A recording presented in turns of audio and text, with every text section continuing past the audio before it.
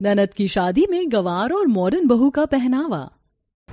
आशा का पूरा परिवार कूलर चलाकर लिविंग हॉल में बैठा था और आज काफी खुश होता है क्योंकि उसकी इकलौती बेटी सपना का रिश्ता लग चुका था और बहुत जल्द उसकी सगाई भी थी।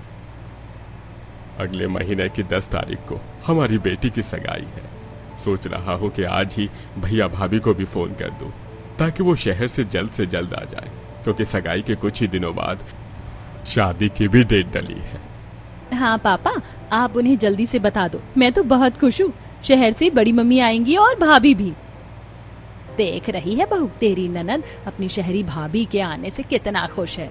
कोई बात नहीं माँ जी, आखिर नंद जी की बहुत जल्द शादी है। वो भी चाहती हैं कि घर में उनके सारे रिश्तेदार हों।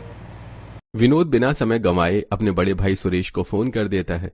इसी तरह कुछ दिन बीत जाते हैं और एक दिन कमरे में कूलर चलाकर शाम की चाय का आनंद सपना और नेहा ले रही थी। तभी सपना नेहा को फोन में फोटो दिखाती है।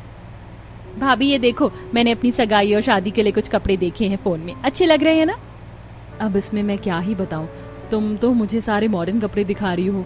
अब तुम्हारी शहरी भाभी आने वाली है, वो तुम्हारी मदद करेंगी मॉडर्न कपड़े पसंद करने में। तो क्या हुआ भाभी, आप भी बता दो। वैसे भी अच्छी चीज तो हर कोई बता देता है, चाहे वो गाँव का हो या शहर का। तभी आशा आती है। बहू, आज शहर से तुम्हारी बड़ी ताई जी आने वाली हैं। आते ही 100 नुक्स निकालना शुरू कर देंगी। खाना वाना जल्दी से बना लो, वरना बोलेंगी कि मेरी बहू गंवार है, मेरी बहू को कुछ आता ही नहीं। माँ जी फिक्र मत कीजिए, मैंने सारी तैयारी कर ली है और सारा खाना भी बन चुका है, बस उनके आने का इंतजार है। दोनों सास बहू आपस में बात कर ही रही होती हैं कि तभी गाड़ी के हॉर्न की आवाज आती है और सब नीचे जाते हैं और देखते हैं कि सुरेश, शांति, निशा और अमित के साथ घर की दहलीज पर खड़े हैं, जिनके घर आते ही नेहा अपने बड़े सास ससुर के जाकर पैर छूने लगती है। आशा, तुमने अपनी बहू को कितना काबू में कर रखा। बेचारी को अभी के समय में भी घूंघट करवा रखा और अपनी तरह बिल्कुल गंवार बना रखा है। सर पर पल्लू या घूंघट रखने से कोई गंवार नहीं हो जाता, और ये मेरी बहू की अपनी इच्छा है। मैंने उसे कभी नहीं बोला कि 4 इंच का घूंघट करे। और वैसे भी मेरी बहू के संस्कार हैं जो पूरे कपड़ों में है। आधे कपड़े पहनी बहू को कोई संस्कार ही नहीं कहता। दोनों देवरानी जेठानी में बहस छिड़ रही होती है कि तभी आसपास के लोग आशा के घर आते हैं और शांति से कहते हैं, ये शांति बहन, तुम्हारा सही है, तुम तो शहर चली गई, पर तुम्हारी बहू शहरी होने के बाद भी संस्कारी है।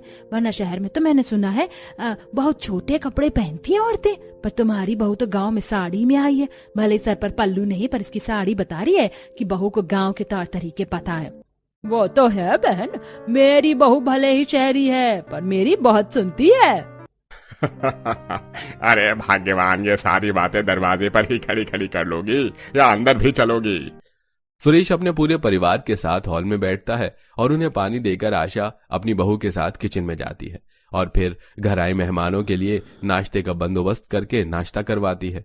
इसी तरह 2 दिन बीत जाते हैं और इन 2 दिन में भी निशा सूट पहनती है और घर से बाहर नहीं जाती, जिस वजह से शांति की शहरी बहू की काफी तारीफ होती है। और एक दिन किचन में खाना बनाते हुए नेहा से सपना कहती है, भाभी, माँ तो ऐसे ही नाराज हो रही है। देखा आपने, निशा भाभी हर वक्त अपने कमरे में ही रहती हैं। कमरे में तो रहेंगी ना नंद जी, अभी 2 दिन ही तो हुए उन्हें गांव में आए हुए, वो जानती ही क्या है गांव के बारे में। तभी शांति आती है। बहू भूल मत, मेरी बहू शहरी है, गांव की नहीं। शहरी लड़कियां गांव की लड़कियों से अच्छी होती हैं, और वैसे भी मैंने अपनी बहू को काबू में रखा है। वो बिना मेरी इजाजत के कुछ नहीं करती है, वो जो मैं कहूँ वही करती है। जब शांति अपनी बहू की तारीफ कर रही होती है तो ये सब किचन के गेट पर खड़ी आशा सुन लेती है और उसका मुंह बन जाता है। इसी तरह कुछ दिन बीत जाते हैं और गर्मी की वजह से निशा परेशान होने लगती है।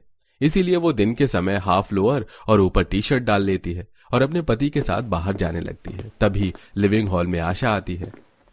अरे जीजी, तुम तो कह रही थी कि तुम्हारी बहू तुम्हारी बड़ी सुनती, पर जरा देखो निशा बहू ने कैसे कपड़े पहने हैं और कैसे पति के हाथ में हाथ डालकर बाहर जा रही है। बहू जरा पूरे कपड़े पहन लो, अगर ऐसे कपड़े में पति का हाथ पकड़कर बाहर जाओगी तो लोग हंसेंगे। अब क्या इतनी गर्मी में मैं आप लोगों की तरह साड़ी पहनूं, घूंघट करूं, मेरे बस की नहीं है।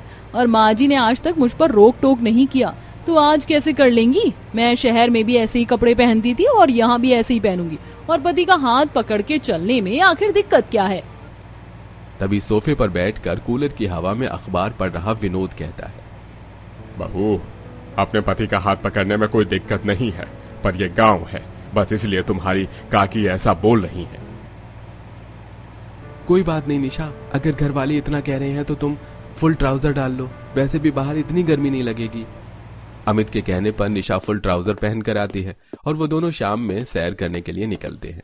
इसी तरह कुछ दिन बीत जाते हैं और सगाई नजदीक आने की वजह से सपना चिकनी मिट्टी का पेस्ट बनाकर अपने चेहरे पर लगाती है, तो वहीं अपने कमरे में बैठकर निशा भी महंगा फेस पैक लगाती है।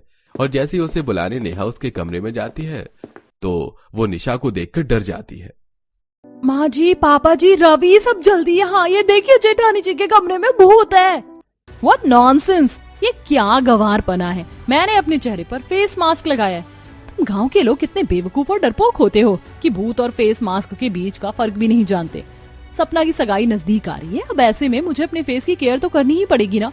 एक बार अपना चेहरा देखो कैसे झुर्रियां आ गई हैं। आने वाले कुछ समय में तुम 25 की नहीं 50 की लगोगी।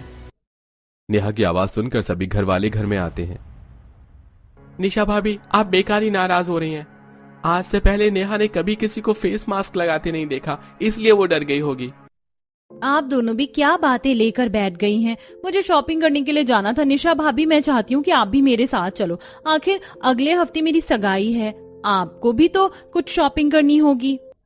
सपना के कहने पर निशा और नेहा अपना अपना मुंह धोकर उसके साथ शॉपिंग करने के लिए मार्केट जाते हैं, जहां वो लोग पहले एक छोटी सी दुकान में जाते हैं और बैठकर गांव के हिसाब से काफी चमक धमक और पुरानी डिजाइन की ड्रेस पसंद करते हैं।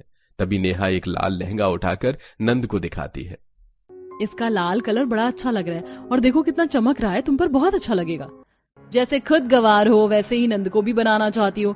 नंद जी की सगाई है और अपनी सगाई में वो इतना ओल्ड डिजाइन चमक वाला लहंगा पहनेगी। सपना की शादी नहीं है, शादी और सगाई में अलग मेकअप और ड्रेस पहना जाता है। और इस दुकान पर मुझे एक भी ड्रेस अच्छी नहीं लग रही। सपना, तो मेरे साथ दूसरी दुकान में चलो, मैं तुम्हारी एंगेजमेंट की शॉपिंग कराती हूँ। हाँ, दुनिया भर की समझ तो दीदी में ही है। चलो, अब जो वो बोलेंगी वही करना पड़ेगा। नेहा के मुंह बनाने पर निशा सपना और नेहा के साथ बड़ी दुकान में जाती है, जहां वो उसके लिए ट्रेंडी स्टाइल लहंगे देखती है। ये अच्छा लग रहा है ना, ज्यादा हैवी ना ज्यादा हल्का, एंगेजमेंट के लिए परफेक्ट है। चलो जल्दी से ट्राई करके आओ, उसके बाद गहने भी लेने हैं। नेहा भाभी, निशा भाभी की पसंद कितनी अच्छी है, ये लहंगा अच्छा लग रहा है ना। अब सपना निशा का पसंद का लहंगा पहनकर बाहर आती है। भाभी, मुझे तो ये लहंगा बहुत पसंद आया, मैं तो यही लूंगी। लहंगा तो अच्छा होगा ही, रेट भी तो कितना अच्छा है इसका। नए जमाने में जी रही हो, अब सोच बदल लो और कुछ नया ट्राई करो। जब मैं गांव आ रही थी तो मैंने देखा गांव के अब कुछ लोग ऐसे हैं जो शहरी तौर तरीका अपना रहे हैं। बस तुम लोग ही हो जो देहाती बनकर बैठे हो। ये दोनों यहाँ मेरी शॉपिंग करवाने के लिए आए हैं या खुद बहस करने के लिए आए थे? भाभी, आप दोनों शहरी और गांव वाली लड़ाई घर में कर लेना, अभी मैं अपनी शादी की शॉपिंग करने आई हूँ, वो कर लेते हैं। सपना उन दोनों की लड़ाई खत्म करवाकर ज्वेलरी शॉप पर जाती है, जहां वो लोग ड्रेस के अकॉर्डिंग बैठकर ज्वेलरी पसंद करते हैं। यहाँ सब कुछ कितना हैवी है, कुछ अच्छा नहीं लग रहा है, दूसरी दुकान पर चलते हैं। तुम्हें कुछ अच्छा भी लगता है? ये हार इस ड्रेस के साथ बहुत अच्छा लग रहा है। सपना, तुम यही लेना। मुझे ना आपकी पसंद का हार लेना है और ना ही भाभी की पसंद का। मैंने अपने लिए ये ज्वेलरी सेट पसंद कर लिया है, मैं यही नेकलेस लूंगी। सपना दोनों में से किसी की भी पसंद का नेकलेस नहीं लेती और अपनी पसंद से लाइट वेट ज्वेलरी शॉपिंग करके घर आती है। बहुत जल्द सगाई का दिन आ जाता है और सगाई एक अच्छे से हॉल में होती है। उस दिन जहां घर की सारी बहुएं साड़ी में होती हैं, तो वहीं निशा ने एक बहुत ही प्यारा सा गाउन पहना होता है, जिसे देख सब आपस में बातें बताने लगते हैं। और ये जब शांति की बहू घर में आई थी तो कैसे साड़ी पहन कर आई थी, पर अपनी नंद की सगाई में इसके कपड़े तो देखो। ये इसको देखकर तो लग ही नहीं रहा कि ये शादीशुदा। न हाथों में चूड़ी है, न पैरों में पायल, और बाल भी देखो कैसे बनाए हैं, सर पर पल्लू भी नहीं रखा है। साड़ी के बदले पता नहीं है कैसा कपड़ा डाला इसने। और ये इससे अच्छी तो आशा की बहू है। गांव की बहू चाहे कुछ भी हो जाए, अपने संस्कार नहीं भूलती। मजाल सर से पल्लू सरक जाए। दीदी, देख रही हो, घर आए सभी मेहमान तुम्हारी बहू के कपड़े ही देख रहे हैं। आशा की बात सुनकर शांति मुंह बनाकर वहां से चली जाती है। अब वहीं मेहमान निशा के पास जाकर उसे ज्ञान देने लगते हैं। बहू, तुम अपने घर की नहीं बल्कि पूरे गांव की बहू हो। लड़के वाले तुम्हारे ऐसे कपड़े देखकर क्या सोच रहे होंगे? जाओ जाकर इस पर चुन्नी ले लो। देख रहे हो अमित, इसीलिए मुझे गाँव आना पसंद नहीं। ये लोग अभी पिछड़ी सोच लेकर ही जी रहे हैं। भला गाउन पर चुन्नी कौन लेता है, इन्हें समझाओ। अरे हम नहीं जानते थे कि शांति की बहू इतनी बदतमीज है। सही कहते हैं लोग, शहरी लड़कियां बड़ी बेशर्म और बदतमीज होती हैं। निशा पर किसी भी इंसान की कही बातों का कोई असर नहीं होता। कुछ ही देर में सपना की सगाई शुरू होती है और वो स्टेज पर अपने होने वाले मंगेतर को अंगूठी पहनाती है और वो लड़का भी उसे अंगूठी पहनाता है और फिर दोनों साथ में केक कट करते हैं। इसी तरह सगाई का दिन बीत जाता है और जब मेहमान सब चले जाते हैं तो आशा हॉल में ही शांति को सुनाते हुए कहती है, देख लिया मेरी गांव की गंवार बहू की आज सभी गांव वालों ने कितनी तारीफ करी। अरे तारीफ करने वाले भी तो गांव के गंवार ही थे। अरे आप दोनों फिर से शुरू हो गई। अपनी लड़ाइयों को यहीं खत्म करो। शादी का घर है, बहुत जल्द हमारी सपना शादी करके अपने ससुराल चली जाएगी। सुरेश उन दोनों के बीच की लड़ाई को वहीं खत्म कर देता है। इसी तरह कुछ दिन बीत जाते हैं और नेहा सुबह जल्दी उठकर अकेली घर का काम करती है, सभी के लिए खाना बनाती है और अपनी सास के साथ बाजार से सामान लाती है। तो वो पूरे दिन निशा आराम से मैक्सी में बैठकर फोन चलाती है या टीवी देखती और खाली समय में स्किन केयर करती। ऐसे ही एक शाम जब निशा टॉप और पजामा में अमित के साथ जॉगिंग पर निकल रही होती है तो दीदी थोड़ा तो शर्म किया करो, कैसे भी कपड़े पहन के निकल लेती हूँ, कम से कम गांव में घूमते टाइम तो साड़ी या सूट डाल लिया करो। मैं कुछ भी पहनूं तुम्हें उससे क्या? अरे मुझे क्या होगा, मैं तो बस ये चाहती हूँ कि कोई भी गांव में ताई जी पर हंसे ना। आप दोनों फिर शुरू हो गए। वैसे भाभी आप सुबह भी भैया के साथ बाहर जाती हो, शाम को भी जाती हो, घर में भी एक्सरसाइज वगैरह करती हो और खाने में भी इतना परहेज करती हो, आखिर क्यों? क्योंकि मुझे तुम्हारी तरह मोटा नहीं होना। देखो तुम्हारी शादी होने वाली है, मैं तो कहती हूँ कि तुम भी अपने शरीर पर थोड़ा ध्यान दो। धीरे धीरे मोटी हो रही हो, एक काम करो तुम भी हमारे साथ जॉगिंग करने चलो।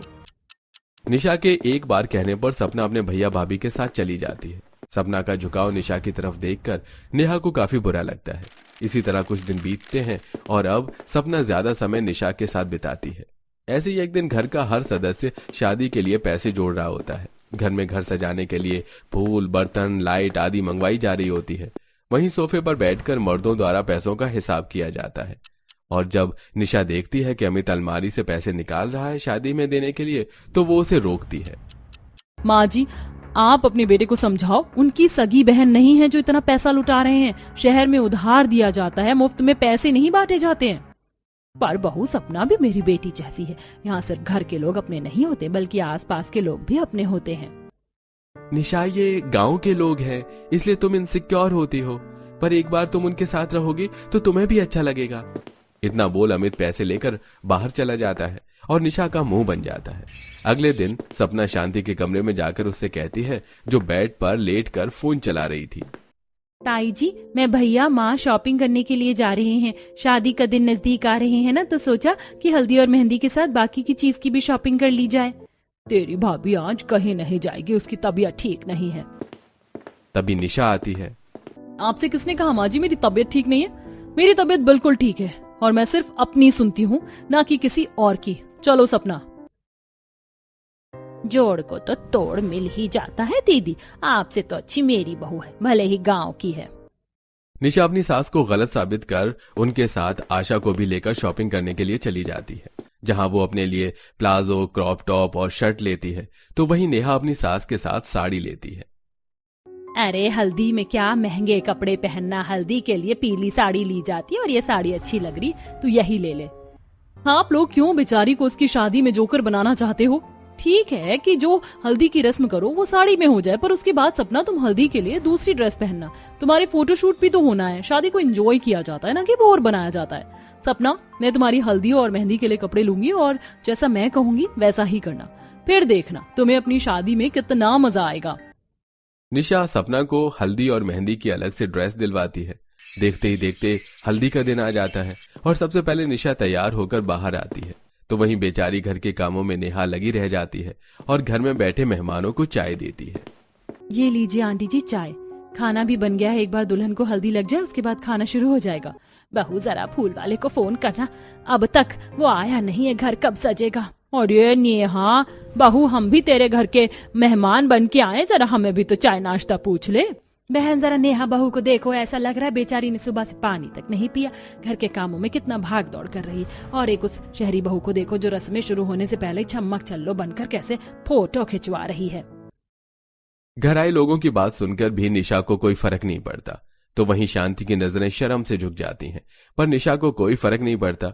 कुछ ही देर में हल्दी की रस्म शुरू होती है, जहां साड़ी पहनकर सपना औरतों से हल्दी लगवाती है। अब तो हमारी सपना भी शादी करके अपने ससुराल चली जाएगी, क्यों बहनों? बेचारी को कितनी बुरी तरह से हल्दी लगा दी। आप लोगों ने हल्दी लगा दिया है, हटो। सपना जाओ, मैंने तुम्हारे लिए हल्दी की ड्रेस खरीदी थी, वो पहन कर आओ। और हाँ, वो दूसरी फूलों वाली ज्वेलरी भी पहनना, उसके बाद तुम्हारा फोटो शूट करेंगे। निशा के कहने पर सपना बिल्कुल वैसे ही तैयार हो जाती है और तैयार होकर आती है। सभी लोग ये देखकर आपस में बातें करने लगते हैं और निशा नेहा से कहती है, एक ही नंद है तुम्हारी, थोड़े से शौक पूरे कर लो, बाद में मुझे कोसती रहना। और तुम क्या नौकर हो जो घर के काम करने में लगी हुई हो? और तुम सारी लड़कियां सपना के आगे खड़ी हो जाओ और मैं वीडियो बनाऊंगी, एक एक करके सब साइड हो ना, आखिर में सपना दिखेगी। नंद मेरी और इतरा तो ऐसे रही है कि पूछो मत, पर मैं भी नेहा हूँ। अगर मैंने इसे पीछे ना छोड़ा ना तो मेरा भी नाम नेहा नहीं। इतना बोलकर निशा सभी लड़कियों को सपना के आगे खड़ी कर देती है और धीरे धीरे कैमरे को ले जाकर सपना के पास जाती है और एक एक करके लाइन वाली लड़कियां भी साइड हटती रहती हैं और आखिर में सपना का चेहरा दिखता है। सपना को अपना हल्दी का फंक्शन काफी पसंद आता है और रात में सोने से पहले सपना अपने पूरे परिवार के साथ डाइनिंग टेबल पर खाना खाते हुए बातें करती है। निशा भाभी अपने गांव आकर मेरी शादी में 4 चांद लगा दिए। मैंने भी कभी नहीं सोचा था कि गांव में आकर मैं इतना एंजॉय करूंगी, मुझे भी अच्छा लगा। मैं तो बहुत खुश हूँ कि मेरी बेटी की शादी उसके हिसाब से हो रही है और वो इतनी खुश है। अब बस कल मेहंदी है और उसके बाद शादी। मेरी नंद सब कुछ मुझसे पूछ कर करती थी और जब से ये शहरी जेठानी आई है, सपना इसके रंग में रंग गई है। कल मेहंदी है, मैं भी इसे अच्छी बनकर दिखाऊंगी। अगले दिन मेहंदी का दिन होता है। नेहा काम के साथ निशा पर नजर रखती है और निशा जब लहंगा पहनकर तैयार होती है तो वो भी अच्छे से साड़ी पहनकर मेकअप करके तैयार हो जाती है और घूंघट न करके सिर पर पल्लू रखकर रहती है। अरे वाह, आज लग रही हो तुम दुल्हन की भाभी। अब जब खुद में इतने बदलाव ले ही आई हो तो क्यों ना हम दोनों साथ मिलकर हमारी नंद की मेहंदी के फंक्शन को यादगार बनाएं। उस दिन नेहा पूरे दिन निशा के साथ रहती है और वो दोनों मिलकर घर के काम भी करती हैं और मेहंदी की रस्म को एंजॉय करती हैं। उस दिन जहां सपना ने निशा की पसंद का इंडो वेस्टर्न ड्रेस पहना था और मेहंदी लगवा रही थी और सब बैठे थे। अरे आज मेहंदी है और हम सब ऐसे उदास होकर बैठे। शादी का घर है ना कि मातम का, आप सब डांस क्यों नहीं करती? बहू, गांव में औरतें नहीं नाचती। पर माँ जी अब समय बदल गया है। अगर जेठानी जी कह रही हैं तो नाचने में बुराई क्या है? वैसे भी सपना चाहती थी कि उसकी शादी शहरी तौर तरीके से हो। देवरानी जी, समय के साथ इंसान को बदलना चाहिए और अगर सब बच्चे चाहते हैं डांस करना तो बुराई क्या है? वैसे भी मेरी भतीजी की शादी कोई बार बार थोड़ी ना होगी। आशा के कहते ही निशा गाने चला देती है और सभी एक दूसरे का हाथ पकड़कर नाचते हैं। साथ ही सपना की मेहंदी वाले हाथों की फोटो भी लेते हैं। देखते ही देखते अगले दिन शादी का दिन आ जाता है। उस दिन काफी सारा काम होता है और जब नेहा अकेली घर के कामों से परेशान हो रही होती है तो निशा भी उसका हाथ बटाती है। शादी का घर है, अकेले तुम कितना करोगी? मुझे बताओ, मैं भी कुछ करवा देती हूँ। ये फलों की टोकरी अंदर रखवा दीजिए और हाँ, बाहर जाकर देख लो सबके लिए खाना बनाया नहीं। नेहा फलों से भरी टोकरी उठाकर रसोई में रखकर बाहर जाकर हलवाई वाले को देखती है। इस तरह दोनों देवरानी जेठानी मिलकर काम करती हैं और घर आए मेहमान ये देख शांति और आशा से कहते हैं, भले ही एक बहू गांव की और दूसरी बहू शहरी, पर देखो नंद की शादी में दोनों एक हो गई। शांति, माफ करना पर तुम्हारी बहू इतनी भी बुरी नहीं है जितने बुरे वो कपड़े पहनती है। जो मेहमान शांति की शहरी बहू को भला बुरा कह रहे थे अब वही तारीफ करते हैं। तो वहीं शादी वाले दिन निशा अपने हाथों से नेहा को तैयार करती है और सपना भी दुल्हन के जोड़े में तैयार होकर काफी सुंदर लग रही थी। तभी नेहा आती है। नेहा भाभी, आप तो लग ही नहीं रहे कि आप गांव के हो। आप दोनों ही इस ड्रेस में काफी अच्छे लग रहे हो। मुझे तो समझ ही नहीं आ रहा, आपने साड़ी पहनी है लहंगा? है तो ये साड़ी ही, पर जेठानी जी ने इतने अच्छे से पहनाया है और अलग से एक और चुन्नी अटैच कर दी है कि लग रहा है जैसे मैंने लहंगा ही पहना हो। कुछ ही देर में घर में बारात आ जाती है और सपना अपनी दोनों भाभियों के साथ मंडप तक जाती है। देखते ही देखते सपना की शादी हो जाती है। शादी के बाद सपना अपने ससुराल जाती है और 2 दिन बाद निशा के भी जाने का समय आ जाता है। इसलिए वो सामान पैक कर रही थी, तभी उसके कमरे में नेहा आती है। तुम्हें नहीं पता, पर यहाँ आकर तुमने ना सिर्फ घर वालों और गांव वालों की सोच बदली है बल्कि मुझे भी बदल दिया। माफ करना अगर मेरी किसी भी बात का बुरा लगा हो। तुम माफी क्यों मांगती हो? यहाँ आकर मेरी भी सोच बदली है। शहर में सब अपने परिवार से मतलब रखते थे, पर यहाँ आकर पता चला कि अपने कौन होते हैं। आज से पहले मुझे शादी में इतना मजा कभी नहीं आया। अब तो मैं माँ जी से कहूंगी कि जब भी हमें मौका मिले तो वो हमें गाँव लेकर आए, और इस बार आऊंगी तो तुम्हारी तरह भी बनने की कोशिश करूंगी।